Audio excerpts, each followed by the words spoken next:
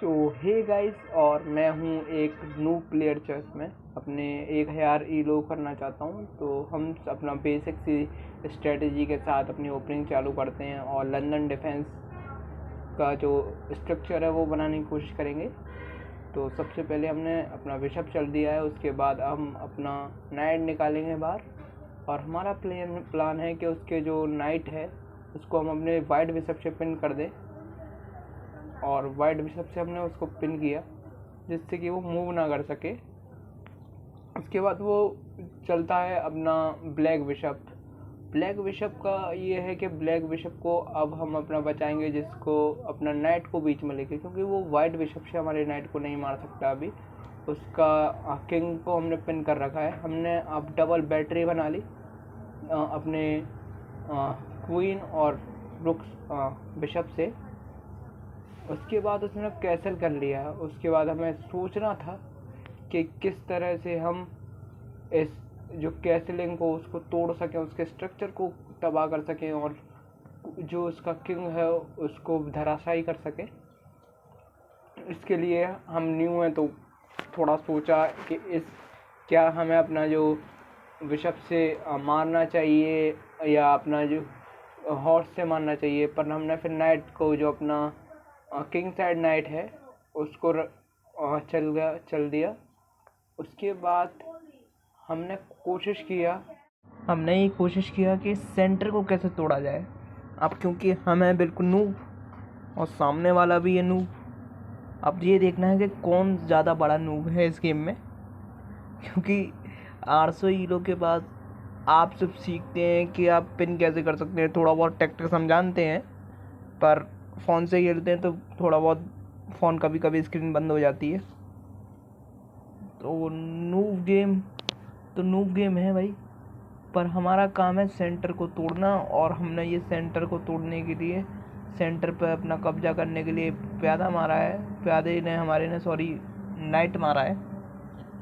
उसके बाद अब ये ब्लैक के ऊपर है कि वो क्या मिस्टेक्स करेगा, क्योंकि हम तो भाई डमीएस्ट बंदे हैं, डमी चेस को खेल रहे हैं और पर समझते हैं अपने आप को विश्वनाथ आनंद है। तो देखते हैं, बनने सपना बड़ा होना चाहिए, तो देखते हैं क्या होता है। और उसके बाद हमारा जो टारगेट है ना, ये टारगेट है कि अब इस जो ब्लैक बिशप है इसको भी मारा जाए जितना जल्दी हो सके।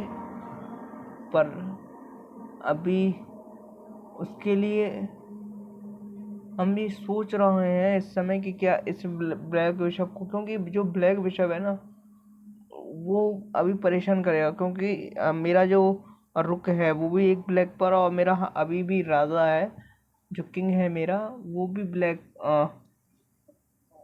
पे है। तो इसलिए मैं स्क्वायर नहीं चाहता कि ब्लैक बिशप ज़्यादा देर रुके, इसलिए मैं सोच रहा हूँ, क्योंकि मैं हूँ डम अभी नूब। तो सोचते सोचते देखो, मैंने कई बार सोचा है कि इसको मारा जाए या नहीं, अभी छोड़ दिया जाए। अब फैसला लेना ये मेरे हाथ में है कि क्या फ़ैसला लिया जाए, और एंड ऑफ द डे मैं मारता हूँ। बहुत कन्फ्यूज़न में था मैं कि मारूँ या नहीं। अब मेरा दूसरा टारगेट है कि मैं किस तरह से मैं इसको नॉकआउट करता हूँ।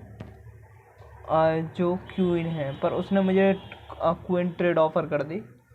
अब क्वीन ट्रेड ऑफ़र करने में मेरा एक मैटर था कि मेरी क्वीन जो है ना, वो मुझे लगता था कि एक्टिव है और अच्छा काम भी कर रही है, मतलब बैटरी में है। तो क्या मुझे क्वीन ट्रेड लेनी चाहिए? और अभी तक देखा जाए तो वो एक पॉन हमसे आगे चल रहा था।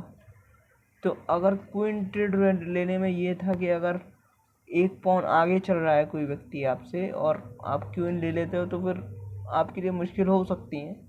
पर हम तो हैं भाई अभी नए खिलाड़ी, इतना कौन सोचता है कि भाई एक पौनी आगे है या एक पीस आगे, कोई मैटर नहीं करता भाई। क्वीन से क्वीन उड़ाती हमने। क्वीन से क्वीन उड़ाने के बाद उसने भी हमारी क्वीन जो उड़ाई, वो उड़ाई उसने नाइट से। मैं यही सोच रहा था या तो पॉन से मारेगा या फिर बिशप से मारेगा, पर उसने नाइट छुड़ाया। मैंने अपना किया कैसल।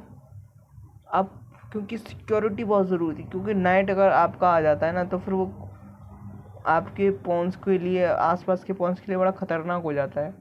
उसने मेरे बिशप को वहाँ से हटाया एक एट स्क्वायर से, क्योंकि वो बड़ा डेंजर जगह है ये वाली जो है ना, उसको परेशान तो करके रखी, क्योंकि अगर रुक थोड़ा भी अपनी पोजीशन से इधर उधर हुआ तो मिस कर देगा।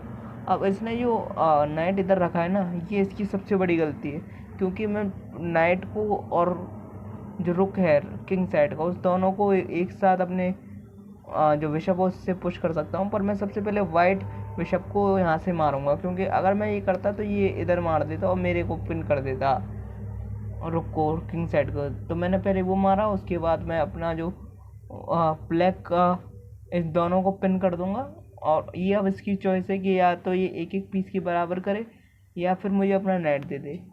नाइट दे देगा तब मैं 3 पीस आगे हूँगा और 3 नंबर आगे होऊंगा पॉइंट्स। और अगर मुझे को रुक देगा तो मैं 2 पॉइंट आगे होऊंगा, जो कि 2 पॉइंट नहीं होगा, वो 1 पॉइंट होगा, क्योंकि वो एक पॉइंट में से पहले ही जीत चुका था, तो उसने अपना रुक दे दिया।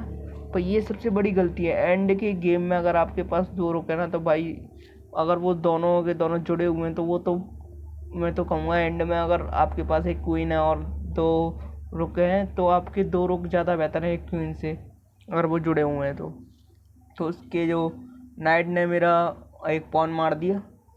उसके बाद अब मेरा टारगेट है कि जितने भी पॉन्स दिख रहे हैं उन पॉन्स को ख़त्म किया जाए धीरे धीरे। और अगर फोर्क कर सकूं मैं तो एक फोर्क ले सकूँ, पर उसका जो किंग है वो बहुत अंदर बैठा हुआ है। उसके लिए मुझे उसको किंग को बाहर लाना पड़ेगा। उसके लिए क्या करना पड़ेगा कि इन जो पॉन्स हैं ये सारे के सारे, इन सारे पॉन्स को मुझे मारना पड़ेगा। तो उसने मौका दिया और मैंने अपना एक पॉन कलेक्ट कर लिया। और वही रुक तो रुक है, मोटा ताजी रुक, ये फिर छोड़ता नहीं है भाई। अब ये पॉन भी गया, अब या तो वो सेव कर सकता है अपने जो रुक को अब पॉन साइड पर लाकर, पर उसने नहीं किया। उसने भी कहा कि मार लो भाई। तो मैंने कहा ठीक है, फ्री पॉन से क्यों छोड़ा जाए, फ्री की चीज़ तो कुछ भी नहीं छोड़ी जाती। तो मैं इस पॉन को मार दूंगा। उसके बाद वो, अब उसके पास चॉइसेस बड़ी कम है, क्योंकि उसके जो रुक है ना वो यूज़ नहीं कर रहा है ठीक से। उसने उसको अपने राजा के पास बना के रखा है। अगर वो रुक को हटाएगा भी तो उसका चेकमेट। अब मैं इस पॉन को भी मारना चाहूँगा, तो उसके पास चॉइस है कि ये रखे। और उसने वो किया कि अपना एक पॉन बचा लिया, क्योंकि वो लगातार पॉन्स को नहीं खोना चाहेगा, बिल्कुल भी नहीं, कोई भी नहीं खोना चाहेगा यार जब आपके पास क्वीन नहीं और आप पॉन्स भी खोते जाएं। अब मैं अपने पॉन का मार्च चालू कर दूंगा और वो भी पॉन का मार्च चालू कर देगा। तो अब पर ये है कि उसके पास एक नाइट और एक रुक है और मेरे पास 2 रुक्स हैं। और 2 रुक्स मैं कहता हूँ कि हमेशा ज़्यादा बेहतर होंगे एक नाइट और एक रुक से, क्योंकि लास्ट में भाई जिस तरह से सफाया रुक्स करते हैं ना पॉन्स का, वो कोई नहीं कर सकता, मतलब नाइट कभी नहीं कर सकता। इसलिए नाइट 3 पॉइंट्स का होता है और रुक 5 पॉइंट्स का होता है। अब उसने नाइट अपना हटा लिया, क्योंकि मैं उसके नाइट्स को मारने वाला था। उसके बाद मैं एक क्वीन, अपना जो पॉन है उसको भी पुश करूँगा, जिससे कि नाइट को बिल्कुल साइड में किया जा सके। और वो मेरे रुक के पास से, वो चाहता तो मेरे रुक को वहाँ से हटा सकता था, पर वो भी नूब है और मैं भी नूब हूँ। 800 ईलो पर चल रहे हैं हम, तो ये गलती हो सकती है, कोई इशू नहीं है। पर इस मैच में उसने ज़्यादा गलतियाँ करी, इसलिए मैं जीत गया। उसने अपना पौन आगे किया, वो गलती थी, और अपना नाइट भी हवाले कर दिया मेरे। अब उसके पास एक रुक है और मेरे पास 2 रुक्स हैं। और अब हम बहुत आगे चल रहे हैं, मतलब अब तो एक पीस आगे हैं हम पूरा का पूरा। और एक पीस मतलब बहुत होता है एक पीस, वो भी अगर एक रुक हो तो वो सफाया कर देगा सब कुछ। अब हमारा काम है कि ये जो पॉन है, जो हमारा सबसे आगे वाला पॉन है, जो C5 पर है, उसको अभी मैं मतलब बॉक्सेस को सीखा नहीं हूँ ठीक से, अभी नूबू वही तो मानना। तो इन वालों को हम कहेंगे कि ये जो ब्लैक वाला मैं जो सबसे आगे पॉन चल रहा है ना, उसको पुश करके एक क्वीन, नई क्वीन लेना है, इसका प्रमोशन करवाना। ये भी क्या याद रखिएगा कि भाई प्रमोशन हो गया मेरा, तो इसको प्रमोशन देना हमारा एक सबसे पहले काम है। और ये जो पॉन है इनका